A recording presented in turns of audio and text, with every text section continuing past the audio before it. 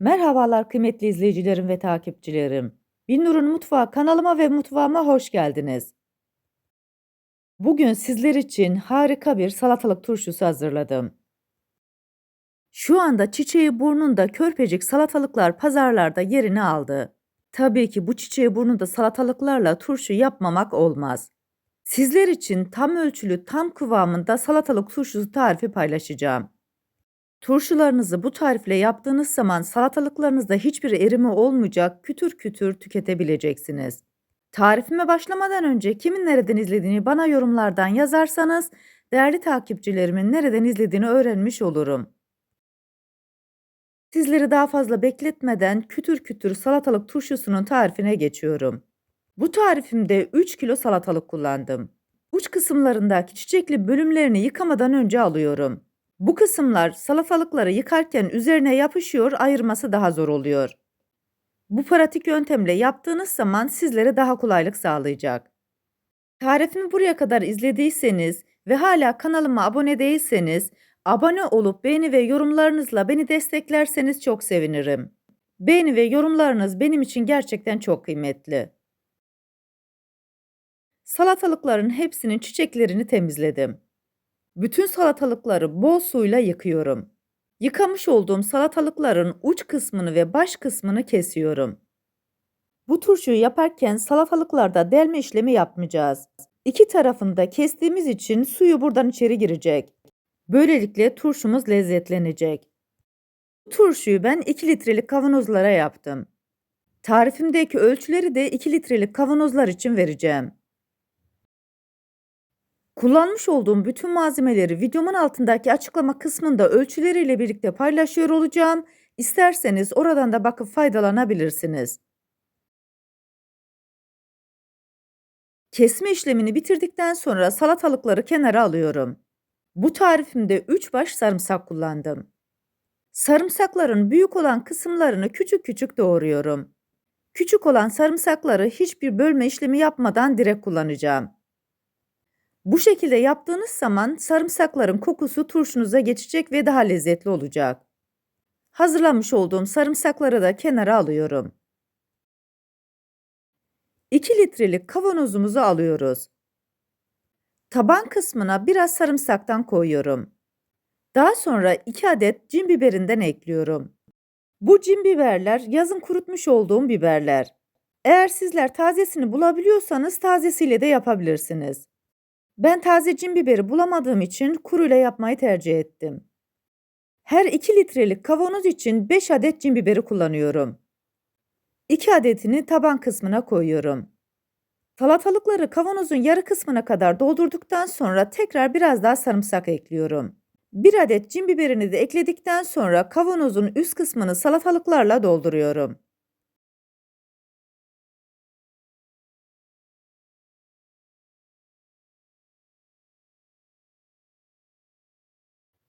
Kavanozu güzelce doldurdum. En üst kısmına geldikten sonra tekrar sarımsaktan ekliyorum. 2 adet de cin biberinden koyacağım. Yani toplamda 5 adet cin biberi kullanmış oluyorum. Doldurmuş olduğum kavanozu kenara alıyorum. Diğer kavanozu da aynı şekilde dolduracağım. Kavanozun taban kısmına biraz sarımsak koyduktan sonra 2 adet cin biberini ekliyorum. Daha sonra salatalıkları dik olacak şekilde sıkıca kavanozun taban kısmına yerleştiriyorum.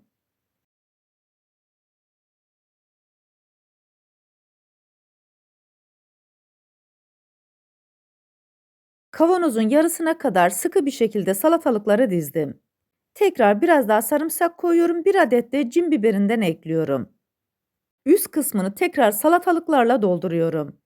Benim yaptığım gibi salatalıkları dizerseniz kavanozlarınız mümkün olduğu kadar çok salatalık almış oluyor. Her 2 litrelik kavanoz için 1 kilo salatalık kullandım. Sizler de buna göre ayarlayabilirsiniz. En üst kısma tekrar sarımsak ve 2 adet cin biberinden ekliyorum. 3 adet 2 litrelik kavanozu doldurdum. Bu turşuda salamura tuzu kullanıyorum. Her kavanoz için 2 yemek kaşığı salamura tuzundan koyuyorum. Turşularınızı yaparken kesinlikle ince tuz ya da sofra tuzu kullanmayın. Ya kaya tuzu kullanın ya da salamura tuzu kullanın. Aksi halde turşularınızda erime olur. Tuzu da koyduktan sonra her kavanoz için 2 tatlı kaşığı toz şekerinden ekliyorum.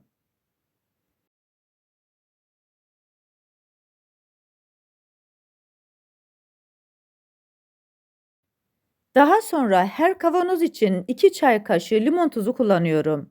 Sizler isterseniz bu aşamada her kavanoz için bir dilim limon da kullanabilirsiniz.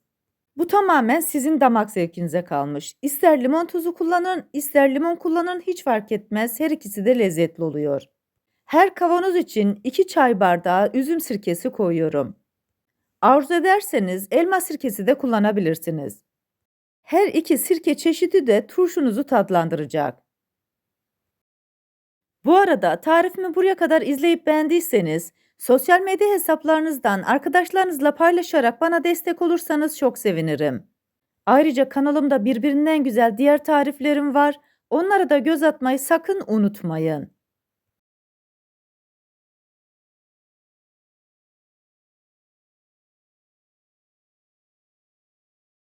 Kavanozların en üst kısmına çeyrek demet maydanoz kullanacağım. Maydanozların sap kısımlarını almıyorum. Saplarıyla birlikte kavanozun üst kısmına yerleştiriyorum.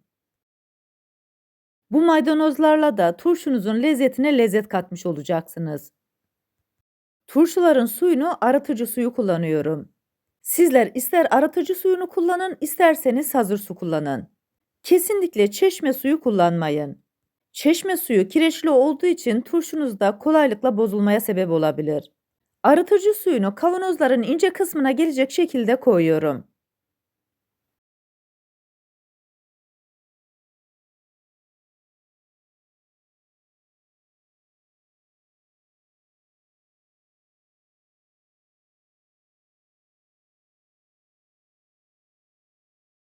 Turşuların suyunu da koyduktan sonra kapaklarını sıkıca kapatıyorum. Tarifimdeki tüm püf noktaları detaylı bir şekilde sizlere anlatmaya çalıştım. Ancak yine de aklınıza takılan bir kısım olursa bana yorumlardan yazabilirsiniz. Oradan da elimden geldiğince sizlere dönmeye çalışırım. Turşuları kapattıktan sonra sağa sola sallıyorum. Böylelikle tuzun her tarafına gelmesini sağlıyorum. Turşuları şöyle bir salladıktan sonra bu şekilde bir gün boyunca bekletiyorum. Ertesi gün tekrar sallıyorum. Bu sayede bütün aromaların birbirine geçmesini sağlıyoruz. Görmüş olduğunuz gibi tuzları da erimiş. Bu turşuları 15 gün sonra afiyetle açıp tüketebilirsiniz. Tarifimi gönül rahatlığıyla da deneyebilirsiniz. Bu turşuyu yapıp deneyecek olan herkese şimdiden afiyet olsun. Bir tarifimizin daha sonuna geldik. Videomu izlediğiniz için teşekkür ederim. Bana destek olmak için tarifimi beğendiyseniz beğenmeyi, abone değilseniz abone olmayı, yeni tariflerimi izlemek için bildirim zilini açmayı, tariflerimi sevdiklerinizle paylaşmayı unutmayın. Her şeyin gönlünüzce olması dileğiyle, hoşça kalın, afiyetle kalın, Allah'a emanet olun.